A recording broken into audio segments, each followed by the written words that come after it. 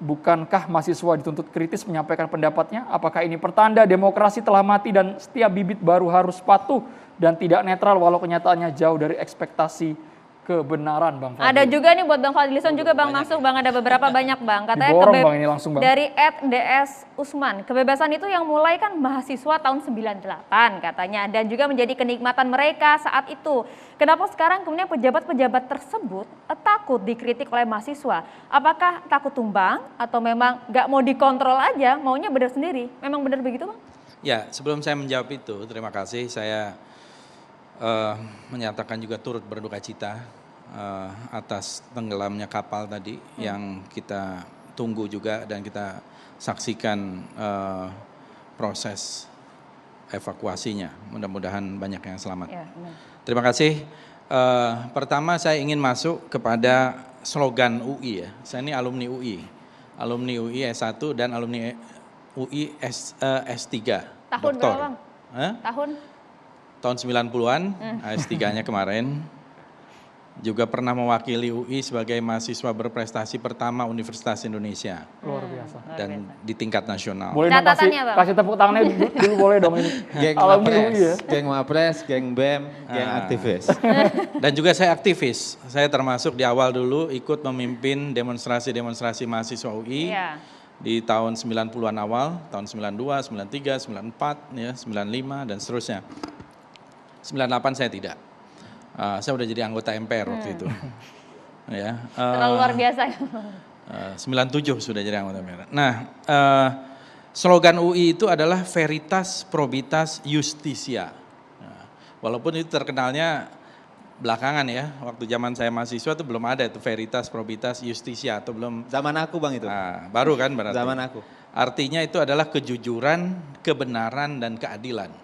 Jadi itu nilai-nilai luhur yang ingin dijunjung oleh UI sebagai universitas. Dan saya kira dari sinilah kita harusnya berangkat. Apakah ini cuman lip service doang? Ya. Kejujuran, kebenaran, keadilan dari Civitas Akademika UI atau betul-betul mau diterapkan. Nah, saya ingin berangkat dari situ bahwa persoalan di perguruan tinggi memang belakangan ini karena otonomi perguruan tinggi itu semakin tidak independen.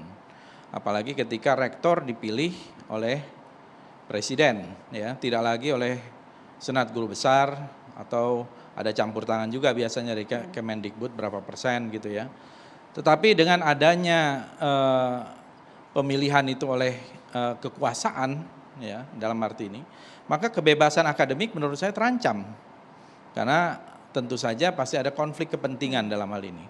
Sementara kita melihat bahwa dalam perjalanan sejarah gerakan mahasiswa, termasuk dari zaman kolonial sekalipun, itu justru mahasiswa itu menjadi agen perubahan, ya, agent of change. Itu pasti semua aktivis itulah pasti tahu gitu. Dan saya banyak dulu menulis tentang sejarah gerakan mahasiswa. Iya, Bang Fadli, tapi Anda melihat beberapa postingan terakhir dari BEM UI ini yang kemudian dikatakan oleh Bang Fadli juga ini adalah bagian dari berpolitik. Anda melihat hal yang sama? Ya mahasiswa emang nggak boleh berpolitik. Mahasiswa ya harus berpolitik. Sebagai warga negara yang sudah dewasa, berhak untuk berpolitik. Politiknya untuk apa? Untuk membela kebenaran, kejujuran, keadilan. Bukan untuk suatu kepentingan begitu ya? Probitas, dan justisia kalau mahasiswa UI. Kan itu, membela kebenaran, membela keadilan, ya, membela apa tadi satu lagi kejujuran. Jadi menurut saya itu politiknya. Kalau di UI, apa? Melihat ada suatu kepentingan di sana? Ya harus ada kepentingan dong. Kalau orang sudah membela, berarti kepentingannya apa? Kepentingan rakyat menurut saya. Ya, kalau misalnya dalam hal ini dikatakan king of lip service, itu menurut saya masih sopan sekali. Sopan sekali. Tapi itu dengan visual diberikan mahkota simbol itu negara. Itu pernah ada satu majalah nasional ya terkemuka malah panjang tuh hidungnya bayangannya. Itu menurut saya mungkin lebih sadis lagi, lebih ekstrim lagi. Ini juga tidak ada masalah. Ini demokrasi dan tadi disampaikan juga Pak Jokowi sendiri tidak ada masalah. Yang mengherankan adalah kenapa responnya justru dari pimpinan UI sendiri, rektorat dan juga beberapa dosennya. dosennya. Ya, termasuk Pak Ade Armando. Biasanya kalau di masa lalu, itu yang menjawab kritik itu ya pemerintah, bukan Civitas Akademikanya. Biasanya Civitas Akademika itu melindungi mahasiswa. Dulu Profesor Mahar Marjono, Rektor UI, membela para mahasiswa Karena ketika peristiwa kemudian Malari.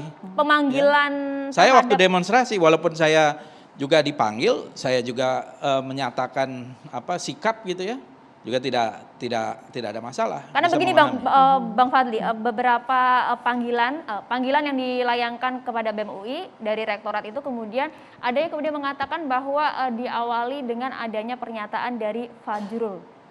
Bang Fajrul yang kemudian juru bicara presiden yang menyatakan bahwa tindakan dari BEM UI, Iya. mahasiswanya merupakan tanggung jawab dari universitas. Jadi kemudian ada pemanggilan di sana. Ya itu kan satu proses yang sudah menjadi realitas kan. Berarti ada yang merasa terganggu dengan kritik itu.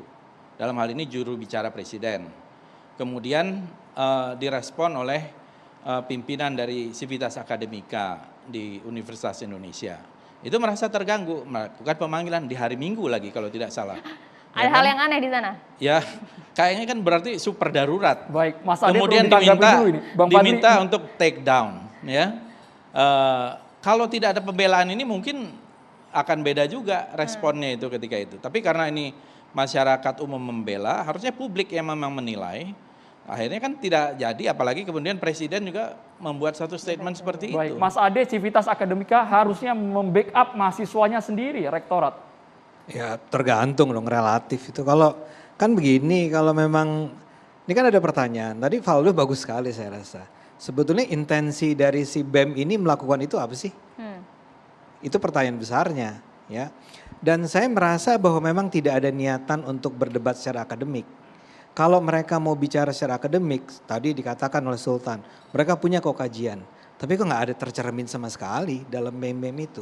Sehingga saya duga, dan ini yang menyebabkan saya rasa Leon itu nggak berani muncul, sebetulnya ini ada, kan gini ya, kalau Anda kenal BEM tuh ada kayak divisi kajian strategisnya. Ya.